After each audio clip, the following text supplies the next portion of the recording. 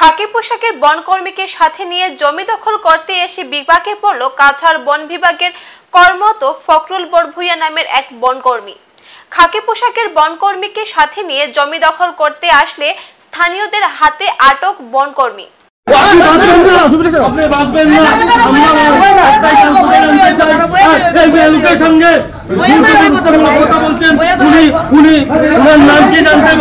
আপনার নাম কি দাদা? আপনার নাম কি দা?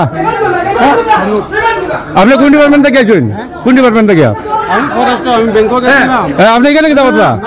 আপনি লাঠি নিয়ে আপনি একজনের বাড়িতে কি দাবত? অভিযোগ মতে রংপুরে স্থানীয় রিয়াদ চৌধুরী নামের এক ব্যক্তি জমি দখল করতে এসেছিল বনকর্মী ফখরুল বরভুইয়া। তিনি কর্মসূত্রে লঙ্কায় থাকেন এবং শিলচরের রংপুরে কয়েক বিঘা জমি আছে তার। রংপুরের জমি ও ঘরটি দেখাশোনার জন্য ওনার ভাই শাহজাহান চৌধুরীর কাছে সমঝে যান। দীর্ঘদিন থেকে শাহজাহান চৌধুরী এই ঘরের বসবাস করছেন। রিয়াদ চৌধুরী বলেন, হঠাৎ করে উনি জানতে পারেন ওনার ভাই ঘর ও জমির জালিয়াতি করে বিক্রি করে দিয়েছে ফখরুল বরভুইয়া নামের এক বনকর্মীর কাছে। রবিবার রাতে খাকি পোশাকে কয়েকজন লোক এসে জমি দখল করার চেষ্টা চালায় বলে অভিযোগ করেন রিয়াদ চৌধুরী। এই ঘটনার জানার পর রিয়াদ চৌধুরী লঙ্কা থেকে এসে বনকর্মীকে জিজ্ঞেস করার সাথে সাথে তার উপর আক্রমণ চালানোর অভিযোগ করেন খাকি পোশাকের লোকদের বিরুদ্ধে। খবর পেয়ে স্থানীয়রা ঘটনাস্থলে উপস্থিত হয়ে খাকি পোশাকধারীর পালিয়ে যায়, কিন্তু বনকর্মীকে আটক করতে সক্ষম হয় স্থানীয়রা। তাকে রংপুর আউটপোস্টে সমঝে দেওয়া হয়। ঘটনার সঙ্গে জড়িতদের চিহ্নিত করে উপযুক্ত শাস্তি ও যোগ্য বিচারের জন্য প্রশাসনের কাছে দাবি জানিয়েছেন রিয়াদ চৌধুরী। এই যে বাড়িটা, এই বাড়িটা হলো আমার 1986 ইংরেজিতে আমার বাবাই আমার লাগি কিনছিলা। যখন আমি এখানে থাকতাম 7-8 বছর রোয়ার পরে আমার ব্যবসা সূত্রে আমি যাইতে লাগছে হুজাই ডিস্ট্রিক্ট লঙ্কাত। আইলে আমি 2-3 মাস পরে আই আমার বাড়িতে দেখাশোনা করি আমি যাই গিয়া। যেহেতু আমি সবসময় আইতে পারি না, আমার ছোটো ভাইরে কইছি তুই আমার বাড়িতে থাক। হ্যাঁ, আমরা মিউচুয়াল আসলাম, তখন কইলাম আমি তুই থাক আর আমি আইলে দেখাশোনা করবো, তুই এখন দেখাশোনা কর, ওটা কোনো অসুবিধা হইলে আমার জানাইস। হ্যাঁ, দেখাশোনা করে, আমি আইলে তারিখানো থাকি, তারিখানো খাই, আমার ঘরও থাকি, আমি আমার ঘরও খাই। হ্যাঁ, আমার ঘরও থাকে, দেখাশোনা করার লাগে আমার বাইরে আমি রাখছি। শাহজাহান চৌধুরীর নাম তার, সাজু বলিয়া।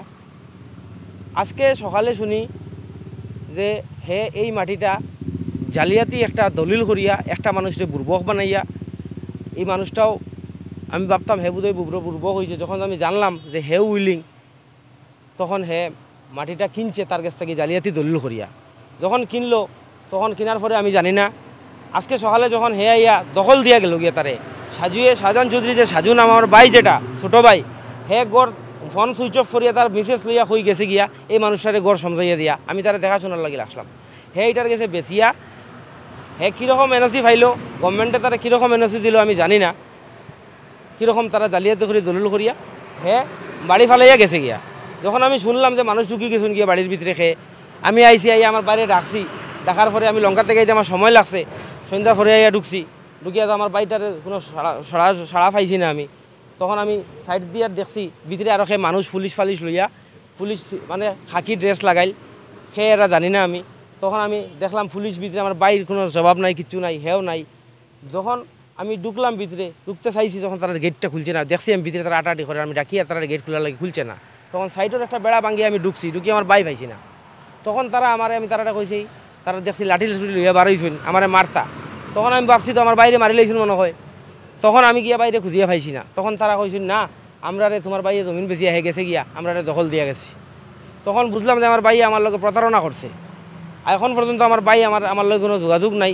যখন আইয়া ঢুকছি, তখন তারা আমার মারতা দরতা লাঠি চাঠি লইয়া বাড়িয়েছেন। তখন আশপাশর আমি তো এখানেরও ছেলে, এখানেরও বড় হয়েছি, এখানেও থাকতাম 2-4 বছর 10-12 বছর থেকে আমি তাকে হুজাই আই। 2-3 মাস পরে সবার লোকে দেখা হয়, সবার লোকে মিলাপ্রীতি আমার আছে। এরপরে তারা যখন আশপাশের মানুষ চিল্লি শুনলা, তখন আই আমার জিজ্ঞাসন কিতা হয়েছে। যখন জিজ্ঞাসন, তারা দেখছেন আমারে যা জিজ্ঞাইতে এরা লাঠি লুটিলে বাড়িয়েছেন, এরা মারধরা করতা, এরারে মারধর করছই না কিছু।